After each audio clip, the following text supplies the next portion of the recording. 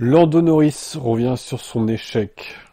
Alors, est-ce qu'il y a eu, au final, un problème de batterie? Eh bien, il semblerait que non.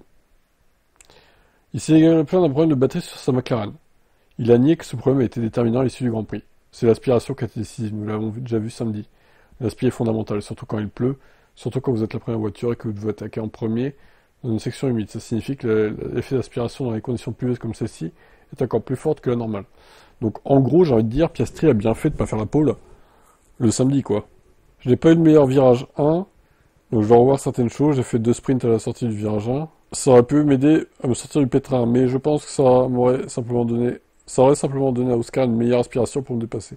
Comme on l'a vu samedi, il est difficile de rester en tête dès le départ. Je dis pas que j'ai fait du mieux possible, j'ai vraiment l'impression qu'il y avait du vent de face dans cette ligne droite. Ce week-end, il était pratiquement impossible de conserver ma position. J'ai pas grand chose à redire. Sinon, c'était une belle course, j'ai essayé, j'ai attaqué fort, mais pas assez. J'ai bloqué mes roues à plusieurs reprises au premier virage. Je suis sorti de la piste à Pouhon, j'ai heurté une grosse bosse. J'ai perdu quelques secondes à ce moment-là. Au même moment, Oscar a également commis des erreurs. Les conditions étaient tout simplement difficiles, je suis sûr que tout le monde a fait des erreurs. C'est la course, c'est la vie. D'une certaine manière, je suis pas mécontent. Je dois réfléchir à ce que j'aurais pu faire de mieux aujourd'hui, j'ai le sentiment d'avoir fait du bon travail. Je me sentais rapide, j'avais le contrôle, mais le premier tour m'a déçu. Alors moi je pense que c'est mérité parce que c'est Piastri, encore une fois, qui était le meilleur des deux ce week-end, globalement. Donc il mérite d'avoir plus de points que lui à Spa. Et j'ai vu dans les commentaires passer des gens qui disent Piastri a saboté la batterie de Norris pour le premier tour. Mais enfin vous êtes fous, hein. Complètement fous les fans de Norris aussi. Hein. Oh là là là là, ça va pas bien. Hein. Ouais, faut se calmer. Hein. Le meilleur des deux a gagné. Voilà ce que j'ai à dire. Laurent Mekies félicite ses pilotes, dont Tsunoda. Alors Tsunoda, l'équipe a vraiment redressé la barre très rapidement avant les qualifs. 7ème pour mon 100ème départ demain, c'est un très bon résultat. J'ai l'impression que c'était hier que j'ai disputé ma première course à Bahreïn et que ces 5 dernières années ont filé à toute vitesse. L'environnement de la fin peut être difficile. Il faut continuer à attaquer. C'est ce qu'on a fait aujourd'hui. C'est un sentiment formidable d'être de retour à ma place. Je tiens à remercier chaleureusement les mécaniciens qui ont réussi à mettre à jour le fond plat de la voiture avant les qualifs. Cette mise à jour m'a permis d'attaquer à fond et de piloter beaucoup plus près de la limite qu'auparavant. Et voilà. Alors j'espère que là, les Pro Max vont fermer leur gueule un petit peu. Parce que le pauvre Tsunoda, il n'avait pas les mêmes évos. Là, c'est confirmé. Là, c'est confirmé. Donc fermez-la maintenant. Tsunoda n'avait pas les mêmes évos que Max pendant plusieurs courses. C'est pour ça qu'il était si largué par rapport à lui. Et là, bizarrement, on lui file... Alors, il n'y a pas toutes les évos encore. Hein. Il y a juste le fond plat, il manque l'aileron arrière, je crois. Il va nous le dire après, Mekies.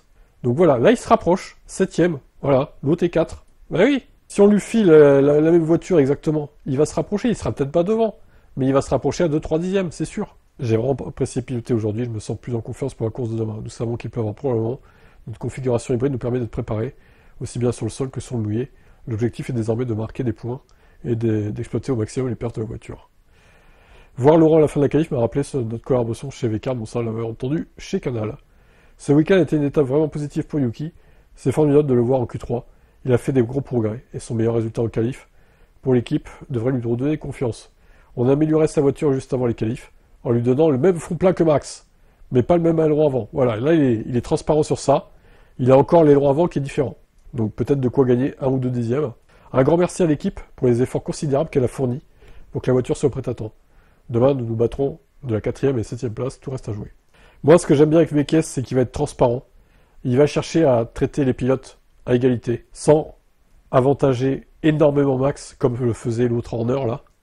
Parce que Horner, vraiment, lui, à le croire, il gérait vraiment Verstappen Racing, en fait. Hein. Et ils ont bien fait de le virer, honnêtement, parce que je pense que Mekies, il va être plus transparent sur ce qui se passe chez Red Bull. En plus, il est français, donc Canal, ils vont bien pouvoir l'interroger, là. Bien lui poser des questions qu'il ne pouvait pas faire avant. Et ça, c'est bien. Ça va redorer l'image de Red Bull aussi. Donc, c'est un bon choix de la part du board autrichien de l'avoir viré, le Horner toxique. Maintenant, il faut se débarrasser de Marco. Et, à terme, Verstappen aussi. Et Red Bull redeviendra une équipe respectable. Voilà. Voilà, mais franchement, je tiens à le dire. Hein. Je le dirai quand Red Bull redeviendra une équipe respectable. Parce que là, elle l'est un peu mieux, respectable, mais pas toujours, pas totalement. Pas totalement quand même. Mais Mekies, déjà, c'est un bon point qu'il soit là, lui. Vraiment, c'est un très bon point. Donc on souhaite bonne chance à Tsunoda, évidemment, pour la course sous la pluie. Ça va pas être facile. Verstappen s'en prend à Marco. Enfin, il le tacle légèrement, on va dire. Il n'est pas dans la voiture, Helmut, déclare Max. Je comprends qu'il fallait être positif. mais je suis réaliste et je sais comment je me sens dans la voiture. J'en sais assez pour comprendre le court terme des autres voitures en consultant leurs données embarquées. Le quadruple champion du monde vise le podium avant le Grand Prix demain, jugeant impossible d'inquiéter les McLaren dans le Grand Prix. Alors disons que s'il pleut, ça pourrait lisser les perfs des voitures et l'avantage en virage des McLaren pourrait s'estomper un peu. Alors par contre, effectivement, en Red Bull, ils ont fait marche arrière cette fois. Ils ont mis un aileron arrière, pardon, plutôt arrière pas avant. Un aileron arrière plus chargé en appui aéro. Ils vont pas faire comme Silverstone parce qu'ils ont retenu la leçon, du coup. C'est pour ça aussi que Verstappen n'est que 4ème sur la grille, je pense. Sinon, il aurait peut-être joué la pole avec un aileron déchargé. Mais ça aurait sacrifié potentiellement la course sous la pluie, quoi. Donc cette fois, ils l'ont joué à la classique, on va dire. Ils vont pas prendre tous les risques, comme à Silverstone. À voir si ça paiera en course un peu plus ou pas. Triple article, enfin 3 articles différents, donc Verstappen, Hamilton et Alonso évoquent le départ retardé à Spa-Francorchamps à cause de la pluie. Alors, Verstappen, est-ce que lui voulait partir plus tôt? La direction de course était-elle un peu conservative? Je dirais même plutôt conservatrice. On aurait dû démarrer tout de suite, car il ne pleuvait pas, nous aurions dû rester derrière la voiture de sécurité pendant 3 ou 4 tours, puis nous aurions pu démarrer. Nous avons discuté, ils nous ont dit qu'il serait plus prudent, mais de cette façon, ils étaient trop extrêmes, et aussi parce qu'on ne peut plus courir sous la pluie. On a fait quelques tours intermédiaires, puis nous sommes immédiatement passés au slick. Ça ne devrait pas se passer comme ça, de toute évidence, ils nous ont pris par surprise avec les réglages que nous avons choisis. Je suis d'accord. Pour une fois, je suis d'accord avec lui. Donc Red Bull avait opté pour un réglage pluie, évidemment, c'est tombé à l'eau. Avec les prises de la décision de la FIA, c'est ce que je disais en live, au final.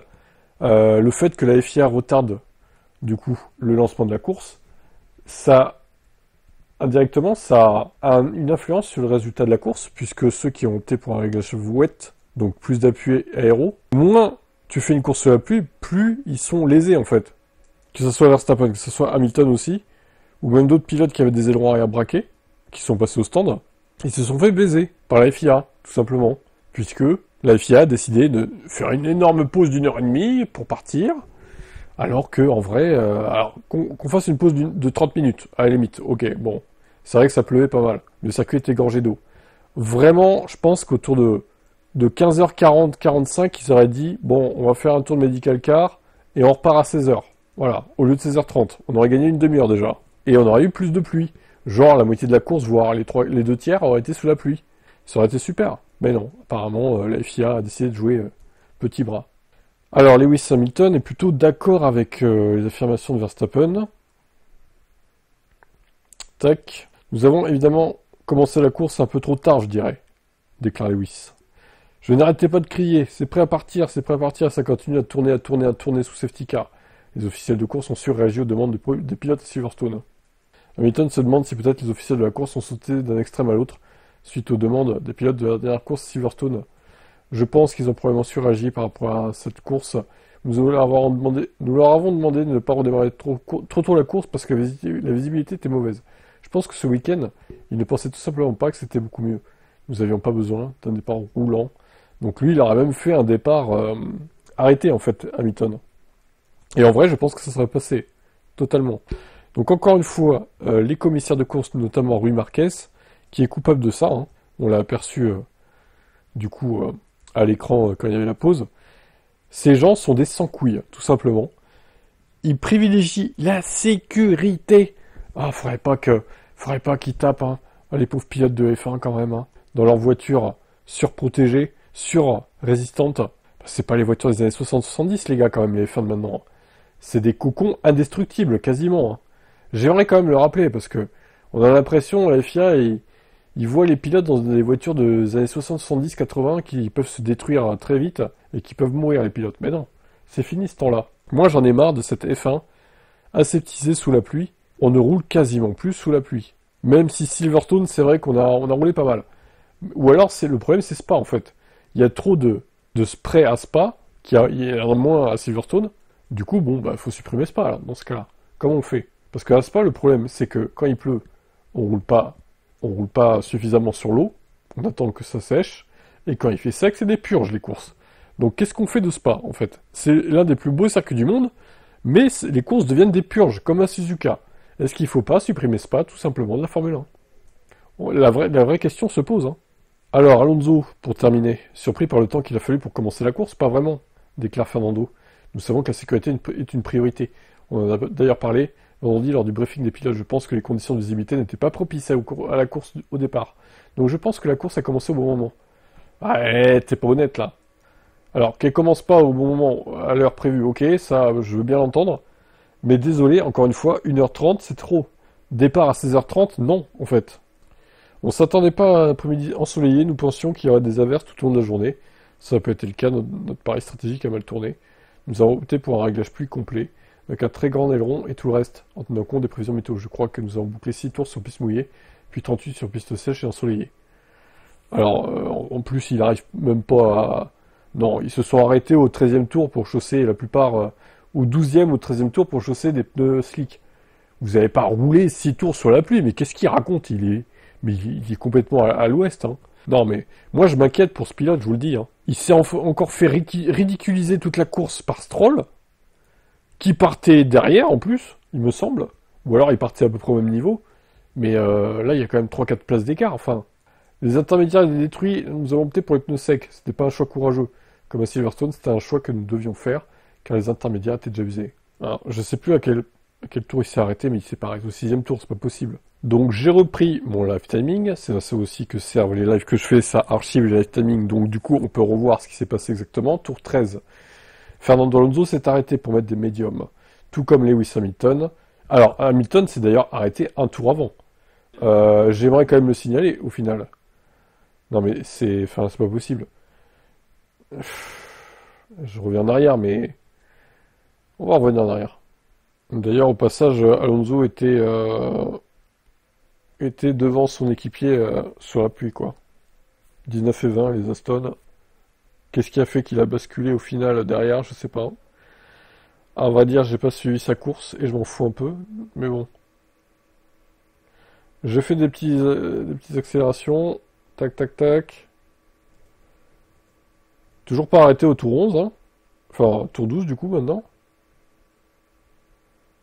Voilà, là il s'arrête, ok. Tout comme Hamilton, Hülkenberg, Gasly. Il s'arrêtait en même temps qu'eux, tout simplement, en fait.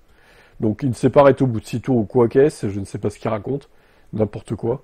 Il s'est arrêté quand même en même temps qu'Hamilton, c'était la bonne fenêtre. C'était exactement la bonne fenêtre pour s'arrêter. Donc de quoi il se plaint, je ne sais pas. Je peux vous mettre la réaction pour compléter la réaction d'Ocon, qui est un peu d'accord avec Alonso, du coup, qu'il fallait pas partir avant l'heure où ils sont partis. Esteban, 1h30 d'attente avant le véritable départ de ce Grand Prix. Vous pensez que vous auriez pu... Voilà, merci le monsieur qui pose la question là. C'est pas Manon David qui posera la question du coup, hein. Vous lancer un petit peu plus tôt? Non. Honnêtement, c'était très bien géré de la part de la FIA et ils ont fait ce qu'il fallait pour notre sécurité. Pour notre sécurité. Oh là là, les pilotes en mousse. Vraiment, mais... Moi, ça me dépite. Ces pilotes sont payés des dizaines de millions, pour certains, tous les ans. Des dizaines de millions d'euros. Bon, Ocon, non. Du coup, c'est plutôt 7-8, je pense. Voire peut-être 10, je sais pas exactement. Mais même, en vrai, vous pouvez prendre un minimum de risque quand même. C'est pas comme si, quand vous percutiez un mur, vous alliez mourir, en fait, les gars. J'aimerais quand même qu'on relativise. Oui, c'est vrai que l'express c'est chiant, d'accord. Mais dans ce cas, vous roulez pas vite et vous essayez de gérer l'écart avec ceux de devant. Il y a quand même la petite diode qui s'allume devant, bon, vous pouvez essayer de gérer, quoi. Vous êtes des pilotes professionnels. Vous êtes l'élite du sport automobile mondial. Je suis désolé, arrêtez de jouer les fiottes comme ça. Au bout d'un moment, vous ridiculisez. Vous passez pour des brels, en fait, pour des gens qui ne veulent pas prendre de risques, en fait, qui veulent leur petit confort, leur petite zone de confort, voilà, faut pas trop qu'il pleuve non plus, parce que voilà, les F1 ça roule que sur le sec et pas trop sur la pluie. Non, en fait, c'est pas comme ça que ça se passe la F1, c'est pas ma conception de la F1 personnellement, et je pense que vous êtes d'accord avec ça, hein. Vous aussi, vous voulez des courses sous la pluie, bordel. Au moins comme à Silverstone. Silverstone, ça allait en vrai. Ils ont pas trop fait chier la FIA, alors là, pourquoi à Spa ils ont fait chier, je ne sais pas. Est-ce que c'est le circuit à cause des morts qu'il y a eu à Spa, peut-être? Bah si c'est ça, c'est un peu triste. Et si c'est ça, bah alors qu'on retire encore une fois Spa du calendrier, une bonne fois pour toutes. Bref, j'aimerais votre avis en commentaire.